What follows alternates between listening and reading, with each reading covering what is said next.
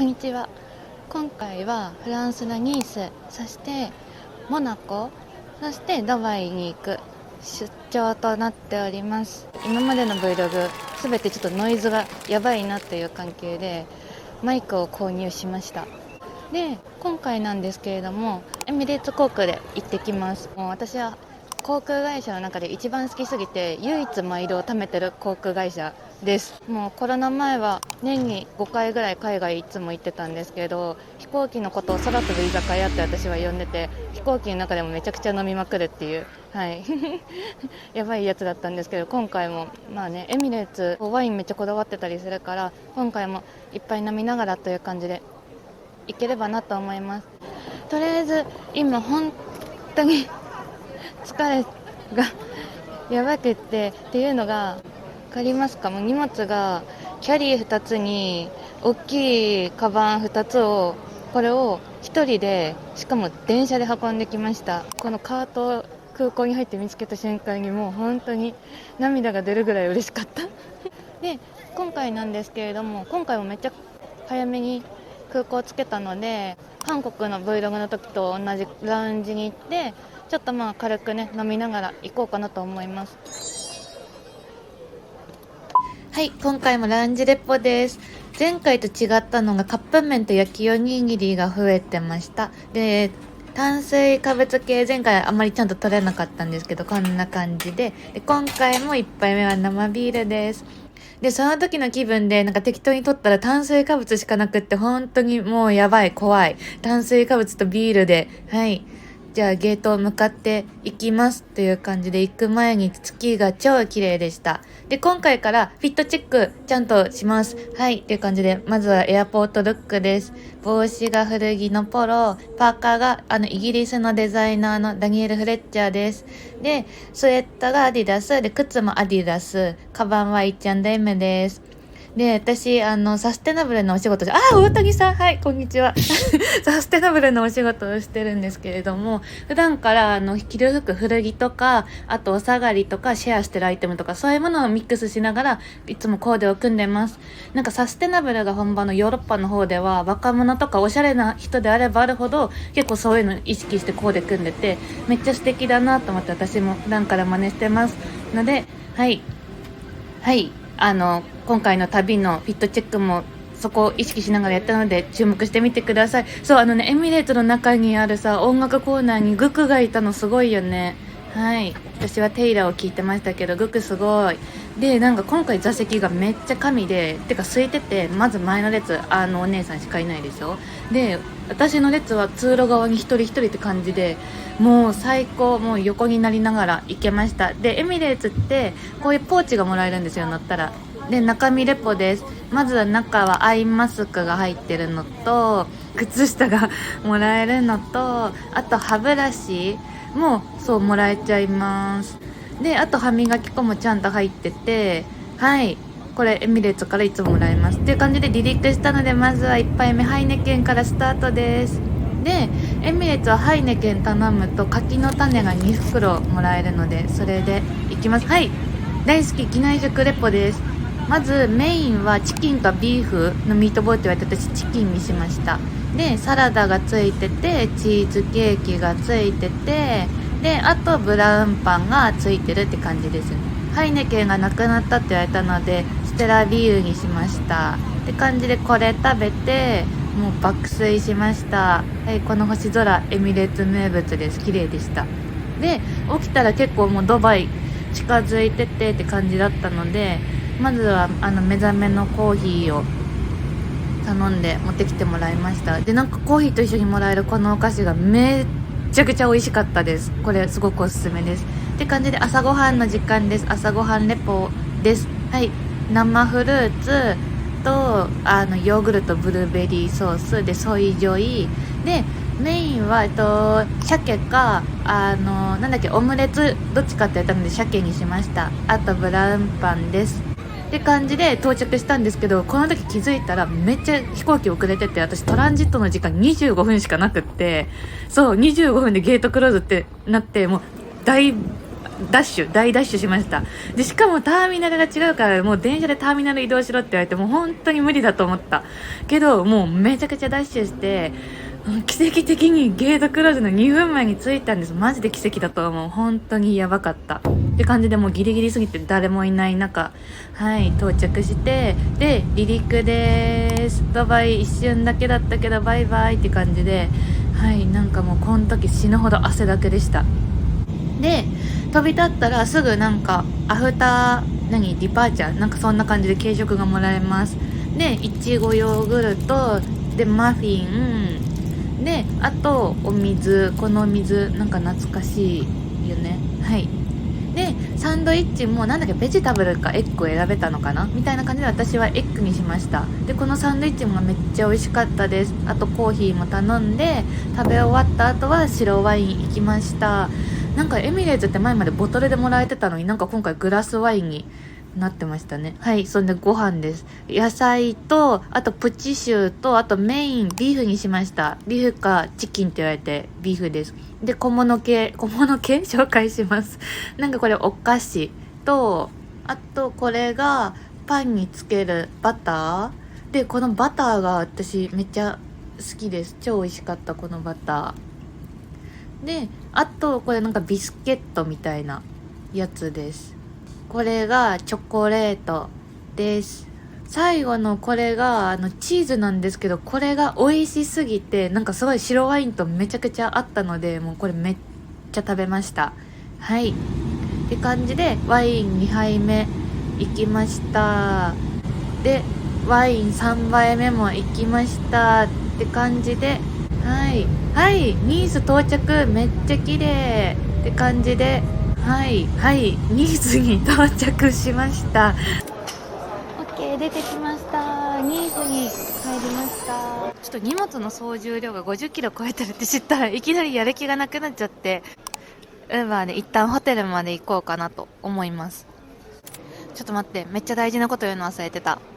ニースに来る人の注意点としては、空港では絶対に換金をしないことっていうのは、レートが高いっていうのはどこの国も共通だと思うんだけど、ここで今日換金しないのの一番大事なことは、空港の出口付近に、スリをするような人がいて、誰がどれぐらい換金したかっていうのを後ろで関係ないふりしてこう見てて、その後バスとか電車に乗る人をもう停留所でも目つけといて、それでするんだよね。で、私も今さ、これ出口付近でこうやって話してるんだけど、明らかこれしてんのって観光客じゃん。で、私さっきじゃあこれで行きたいと思いますって言った直後にすっごい目線を感じて見たら、すんごいいろんなお兄ちゃんたちに見られてて、だからそうだよなと思って、そんな感じでここでザ観光客感を出したり、ここで換金をするともうそこでもう完全に目をつけられて、トラムかバス乗った時にこいつからスロっていうのを見られるので、空港から直ってかなり荷物もいっぱいある状態だと結構もういろんなことに気を取られがち、着いたばっかで浮かれてるしっていうのもあるから、一番ここ結構狙われやすいので、はいっていう感じで、私は今周りのお兄ちゃんたちをめちゃくちゃ睨みつけてる感じです。はい、じゃ以上、はい、とりあえず私はもうウーバーでホテルに向かいます。普通の人だとここから出てきます。 A3 っていうところから出てきて、でそのまま行くともうすぐそこにトラム乗り場があるので、荷物が少ない人とかだったり、安くされたい人は基本的にもうトラムがここは一番の公共交通機関になるかなって思うので、こんな感じででもすぐ乗ることができます。はい、そんな感じでニース市内までウーバーしていきます。今回空港からニース市内までだいたい20分で、私は20ユーロでした。はい、そんな感じでお化粧して準備しました。はい、ホテル着きました。今回泊まる部屋のルームツアーをしたいと思います。まず今回泊まった部屋がホテル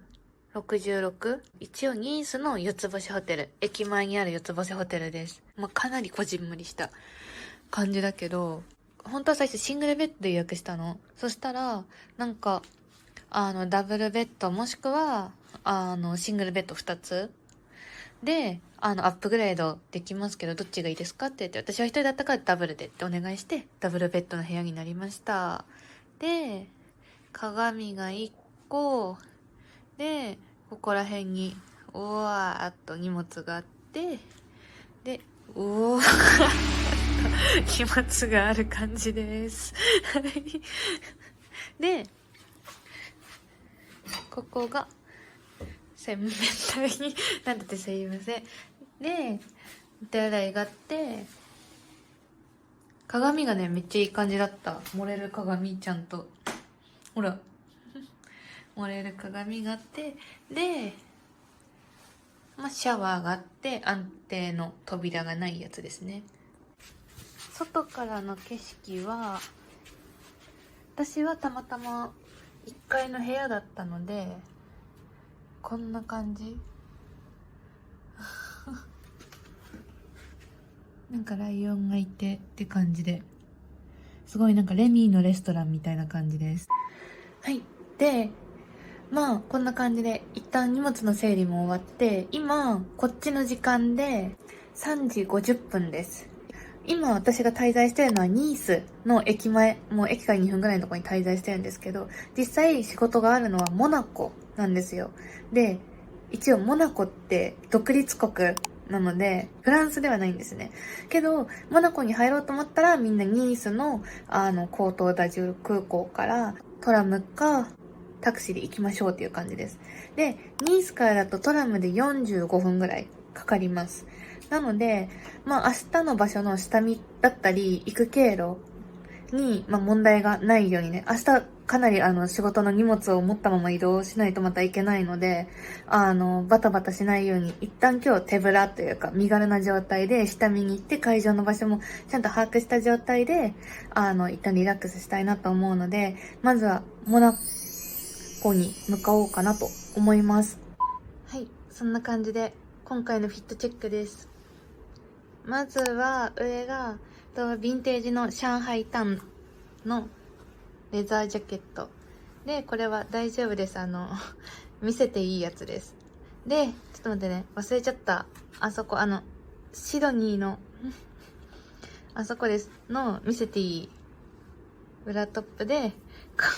れもちょっと待って忘れたけど、ヴィンテージのなんかのスカートで、シューズはジミーチューで行きたいと思います。モナコに行ったらもうそこでディナーもしてこようかな、ディナーっていうか軽く飲むみたいなこともしてこようかなと思って、でもちょっとカジュアルな格好だったり、もうスニーカーだと絶対に入店拒否になっちゃうなっていう風に思ったので、はい、一人なのにこんなに綺麗な格好をして行ってきたいと思います。はい、そんな感じでモナコ向かっていきます。で行く前の途中でケイト屋さん見つけたので撮っておきました。なんかフランスって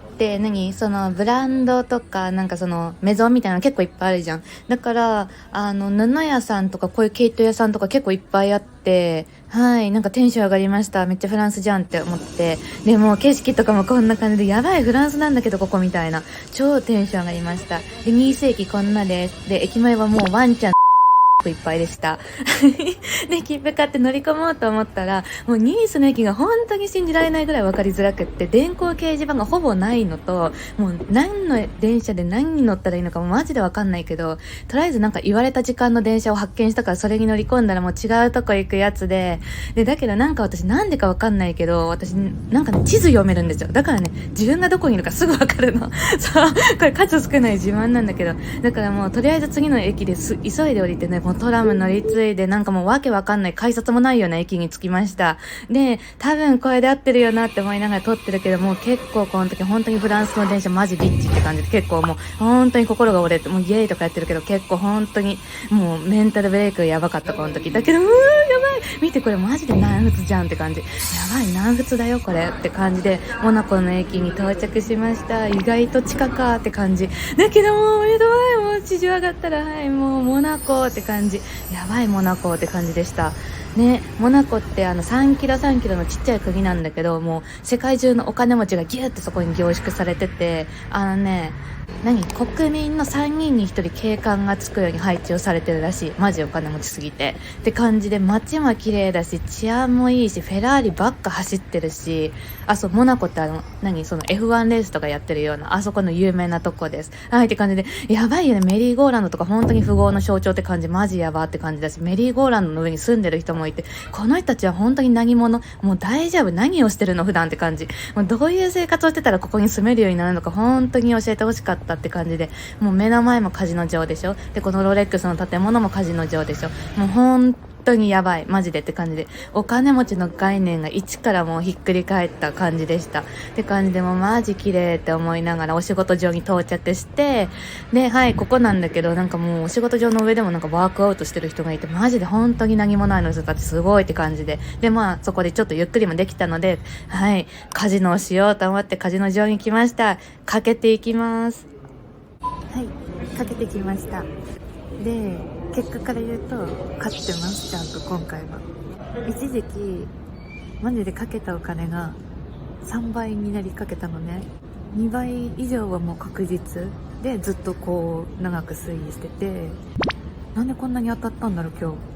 日で。もう2倍以上はもういっぱい遊んでても確実だなって感じだったの。だけど逆に3倍の壁を越えなくって、もう1回ガンって大きくかけようと思ってガンってかけたらそれが全部負けてだから一応勝ったけど2倍ではないよね。でも偉いからここで取り返そうとするんじゃなく、もう2倍より下にピッてなった時に、もうやめようと思ってキャッシュアウトしてきました。ということで次のカジノ場に行きたいと思います。行ってきました。一瞬でなくなった。滞在時間が多分もうね2分とか。なんかさ、今行ったカジノが、ちょっと待って、一旦見せる。ここなんだけど、さっきのとこってかなりちょっと伝統的な感じですごい格式が高い感じで、こっち結構見た目がなんか本当に言っちゃ悪いけどゲーセンみたいなさ感じだから、結構こっちの方がカジュアルなのかと思ったらベットできる金額が高くて、こっちの方がだからまあいいかと思って、さっきと同じ金額かけてってやったら2回で終わった。でもさっきね言うて勝ってるから、トータルだから2個合わせると負けだよね今回も負けだけど、でもそんなに影響のある負けじゃないっていうか、もう寒すぎてやばい。そう、そんで2つのカジノに共通してたことが、エントランスはフリーだけど遊べるゲームがめっちゃ少ないで、基本そのスロットとか、あと私はどっちもルーレットをやったんだけど、ルーレットもあれガチのテーブルでやるやつじゃなく、画面で見るルーレットしかなくって、っていうのはガチなカジノをやろうとすると、まずエントリーフィーがかかる。18ユーロって言ってたかな、聞き取れなかったけど、18ユーロプラスなんだっけ、ジェントルマンが必要って言ったっけ男女ペアじゃないと入れないのかな、わかんないけど、なんかジェントルマンなんとか20ユーロって言われて、だからここだけなんかフリースペースって言われて、そこで遊んでたので、あと韓国とか、あとアジアマカオのカジノも行ったことあるんだけど、そっちって結構なんかもう朝から打ってるような、なんか寝巻きのおじさんとかがいっぱいいるんだけど、ここはもう完全に服装どっちも結構ちゃんとしてて、ドレスコードがね結構厳しいって書いてあって、私は何も言われなかったけど、そう服装着てもめっちゃちゃんとした服で来なきゃいけないし、ちゃんとしたカジノをやろうと思ったらジェントルマンも連れてこなきゃいけないし、大変です、ここでカジノをしようと思うという感じでした。はい、ということで今回はモナコでディナーも食べて帰ろうかと思ったんですけど、ちょっと寒いのと、帰りまたその電車ミスったら結構高いの、ウーバーが6000円以上日本円でしちゃうっぽいから、今日は帰りたいと思いますという感じで、デイワン Vlog 以上、また明日あげます。